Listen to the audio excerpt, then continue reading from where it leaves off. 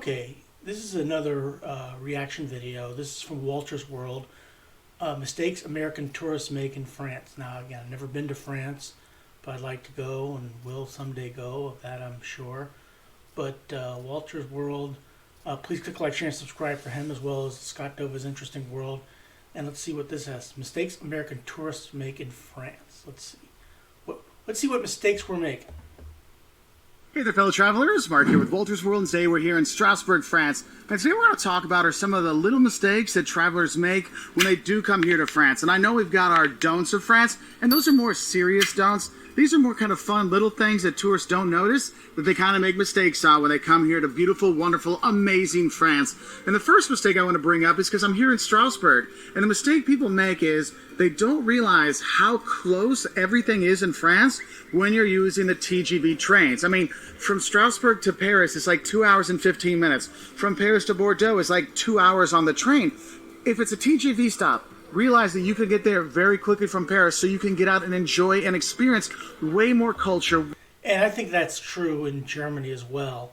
And if you've never been over to Europe, train travel is incredible to experience. Because when I was in Germany, we were in Frankfurt, which is on the west side of Germany. It took 4 hours to get to Berlin. Okay, a couple hours to get, maybe not that long, but we were able to get to Cologne, Kaiserslautern. You can go to different places in the country just by train travel, and it is worth it. And it looks like it's the same in France, as I expect it to be. So you can go to Paris, go to Strasbourg, go to Bordeaux, and go to all the different places in France just by the train. And you don't have to make it a day trip. Way more cities, way more regions of France to really get a better feel of the country and the culture, because it's a great country, and sometimes we kind of get stuck in Paris. But the thing is, don't make the mistake and think, oh, it's so far to go down to Bordeaux. It's too far. Strasbourg's over there by Germany. I don't want to go to Germany yet. Look, you can get anywhere, and you can almost make almost any place almost like a day trip if you start early enough, if you do that, okay? But I do recommend staying longer. But hey, that's one mistake I do see a lot of people make.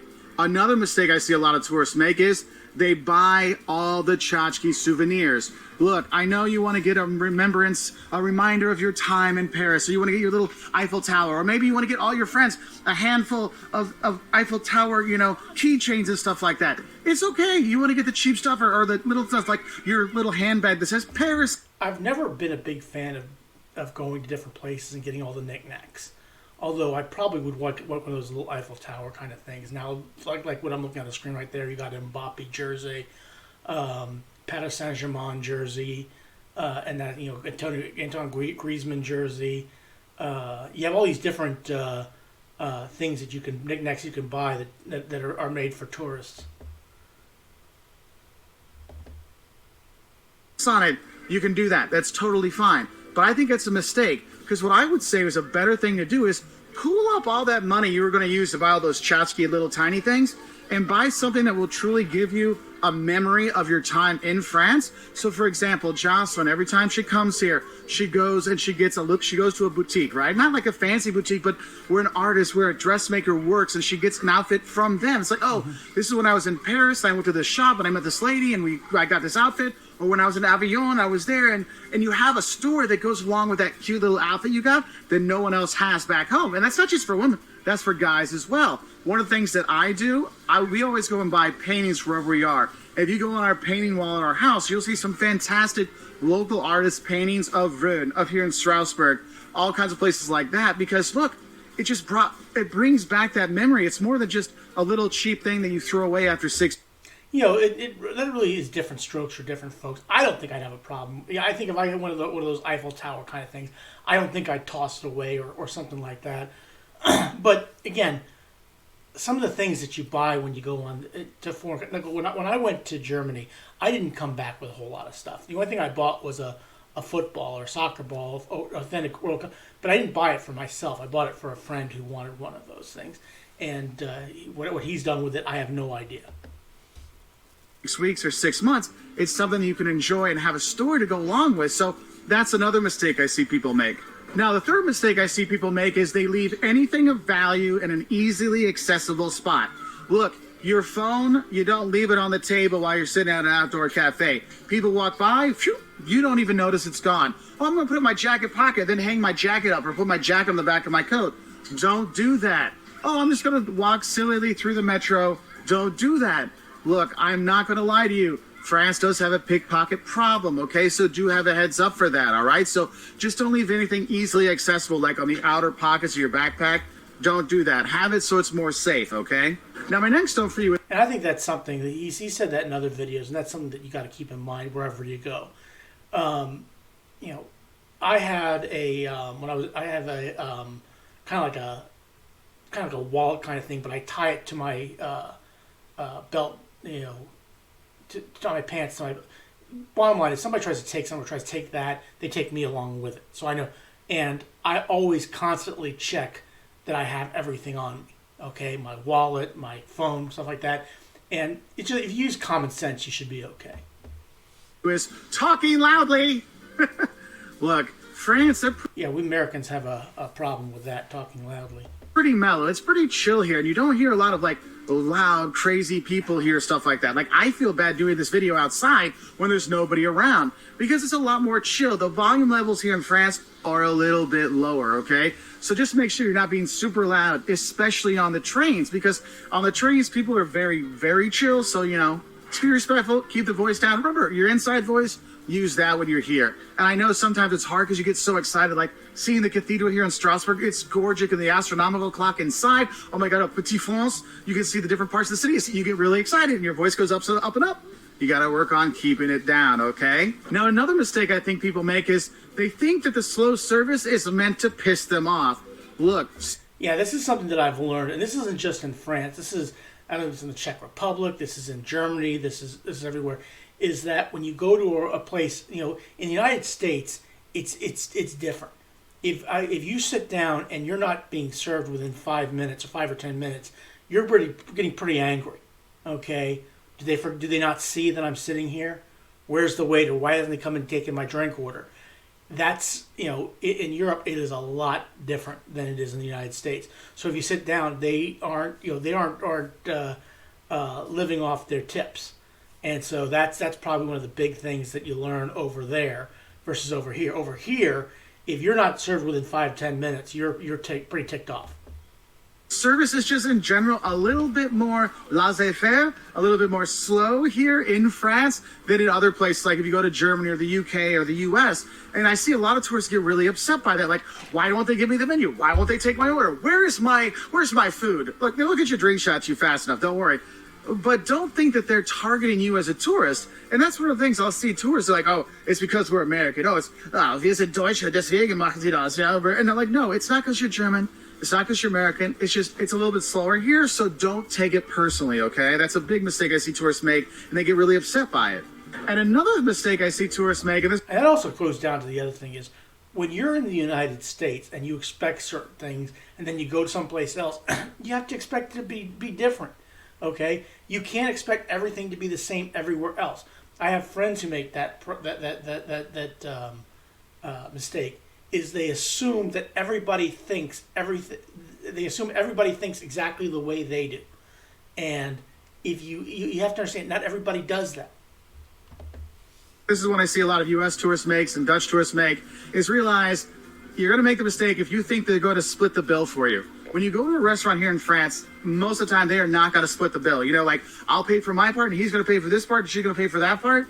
You might find some people do that, but in general, they're like, nah, we don't do that, man. You got to pay one go. So if you got that cheap friend who never pays or does any of those things, make sure you're like, hey, look, let's keep track of what everybody bought, and then you can do it that way, okay? So just have a heads up, because splitting the bill, not a big thing here. Another important mistake. And I think that's good to know, because in the United States, it's pretty much, you know, if I go to a dinner with somebody, even with a friend of mine, we always ask to split the bill. If they're not going to split the bill, then, you know, hey, I'll get this one, you get the next one. I'm not going to lose any sleep. Let's say my bill was $14 and his bill was $12, whatever it was. I'm not going to lose any sleep over $2. Okay, so you know that's just the way it is. But yeah, if they don't split the bill, that can be worked around. mistake that you need to know about is I see tourists make this mistake all the time, and that is thinking you can get a good baguette or croissant in the afternoon. Look, you notice in the morning when you get up and maybe you go for a jog in the morning, you want to see, the town when the sun is coming up, you'll see the lines outside the bakeries buying all the baguettes and buying the croissants and stuff like that because they're made super early in the morning. So the ones you get in the afternoon are not the best of the best. And a lot of times the bakeries are already closed. So if you want to get that great baguette or you want to get that great croissant. And that was true in Germany too. We got up pretty early. We were down for breakfast pretty early, like 7-ish, 7:30-ish. And you could see the bread that was there. Oh my God! Now Germany has a bread culture. I think France does as well. Oh my God, it was so good. And but yeah, it's a different. It's not bad in the afternoon. It's just not as fresh as it is in the morning. You need to go to the bakery in the morning, okay? You're welcome. Don't make that mistake, okay? Now, when you're out there in the morning crossing the streets to get to the bakery, I think there's another mistake that tourists sometimes make when they're here, and that is thinking French drivers will respect your desire to live. Look, when you're crossing the street here in France, you need to be paying attention all the time. I don't care if it's green. You need to make sure you're still watching because the driving here, I mean, they're not bad drivers. It's just like they like to give a little bijou when they're parking, a little tap here and there. And that is something that tourists need to realize. Is just because it's your turn to go doesn't mean it's your turn to go. So make sure you're always... So basically what he's telling you is that France is like New York City, because New York City, they don't stop for you either. Is watching both ways. I know you should do that anyway. But the thing is, I'll see tourists that are going to go out in the middle of the Champs-Elysees to get a picture of the Champs-Elysees or get a picture of the Arc de Triomphe, and they're standing in the middle. I'm like, what are you doing? The driver's going to go and go and go. You can't do that stuff, okay? Just Yeah, it's funny that people think that everybody's going to stop the world just so they can get their perfect shot of whatever they're taking a picture of. realize that wherever you are, you need to be careful, all right? Now, my next mistake I see tourists make is they don't plan any buffer time in. Look, you may want to... Yeah, here's a tip, and this is anywhere in the world, not just in France, is if you have a desire to go see something, like 2 things in a day or 3 things in a day, don't assume that they're right next to each other. Don't assume, like, if I'm going to go to the Versailles, that I can go, I don't know what I'm talking about, where everything is close by. I want to go to Versailles, I'm going to be there till noon, and at 12:30 I'm going to be at the Eiffel Tower, and then at 3:30 I'm going to be... No. Plan buffer time. Don't get your eyes bigger than your stomach. It doesn't work. I see a lot of different parts of France. What you have to realize is you got to plan in some strike time or buffer time or signal malfunction time, because a train might be delayed or some service might not be offered or something might happen when you're there, and you need to give yourself that buffer time. I see people that are like, oh, we'll go. I know I've seen this happen before, or something like, we're going to go to the Louvre on Tuesday. Well, the Louvre's closed on Tuesday, so you can't go to the Louvre on Tuesday. You have to, whenever you're going someplace, it doesn't matter where you're going. I've always been of the belief, if I'm going somewhere I've never been before, always do your research. Find out what it doesn't take long. Like when we went to the Mount Rushmore, okay, is it free to get in? What does it cost to park? How is parking done? Okay, what is there for me to do when I'm there, other than look at Mount Rushmore?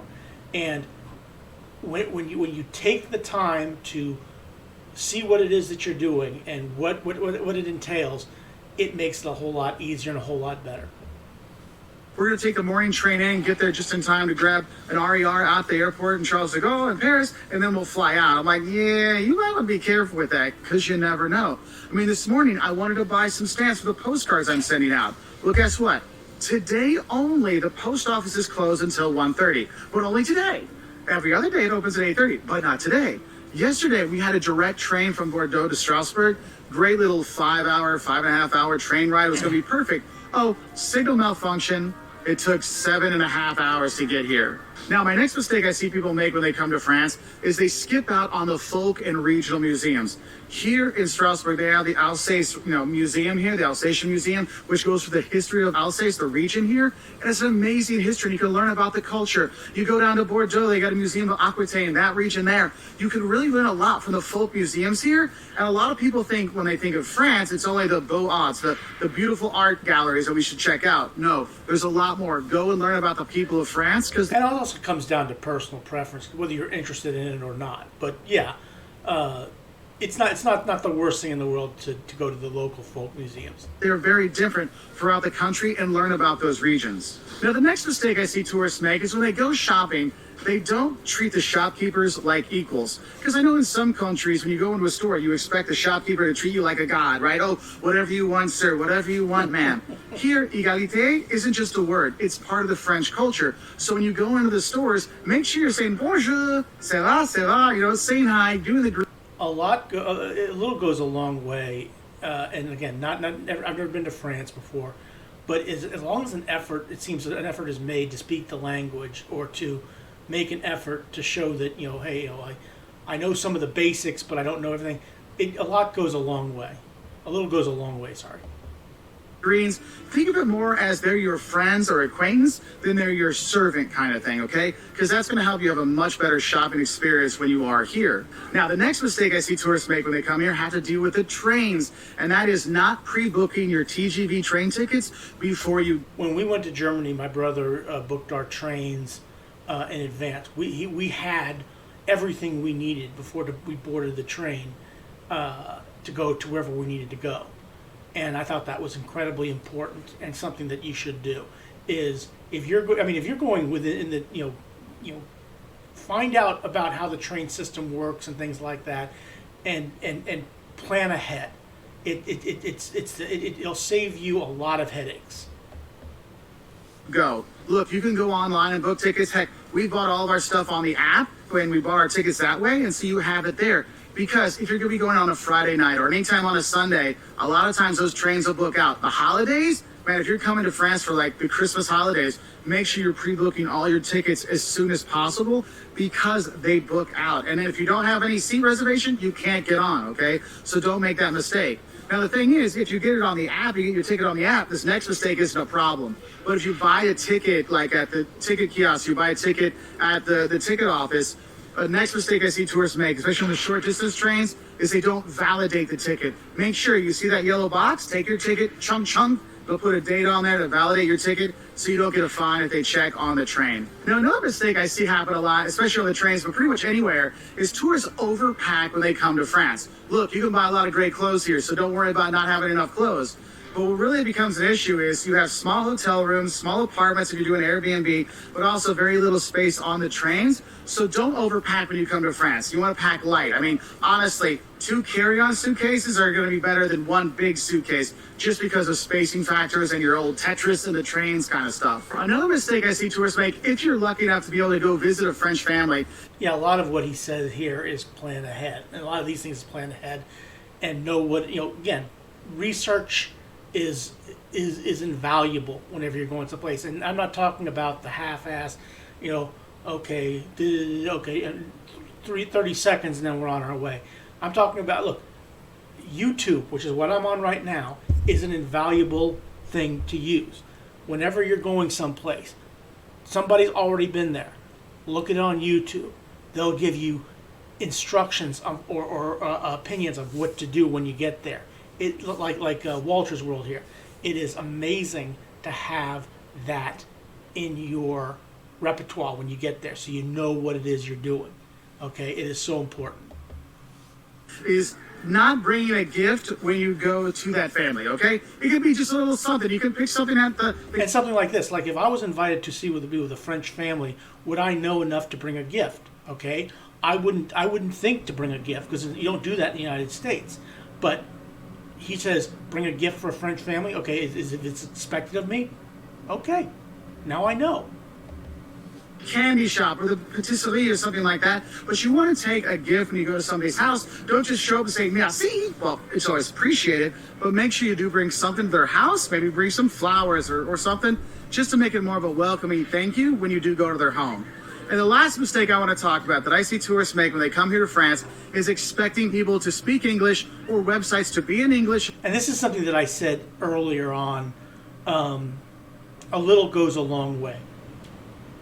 If you don't speak the language, fine, okay? But an effort, bonjour, merci. I mean, just simple, things that you can pick up before you go over there, I don't speak the language, but I do know how to say certain words. Goes a long way. The effort, it's the effort that counts.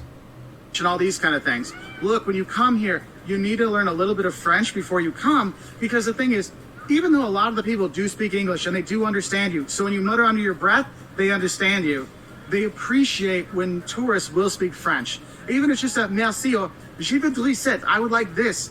It goes a long way to really get the people to open up, because honestly, you know in our videos how much we love France, how much we love the people here, and we want you to enjoy it too. So hopefully these things help you from making mistakes when you come to France, because it's a fantastic place with fantastic people, and it's just fantastique. Anyway, I wish you all the best and have a great time here in France. And bye. Yeah, this was good from Walter's World. Again, please click like, share, and subscribe for him, as well as Scott Dover's Interesting World. But yeah, I enjoy these videos, and when I get to France, I'll be able to give my 2 cents on it. But yeah, great job by Walter's World, and thank you for watching. Have a good rest of your day.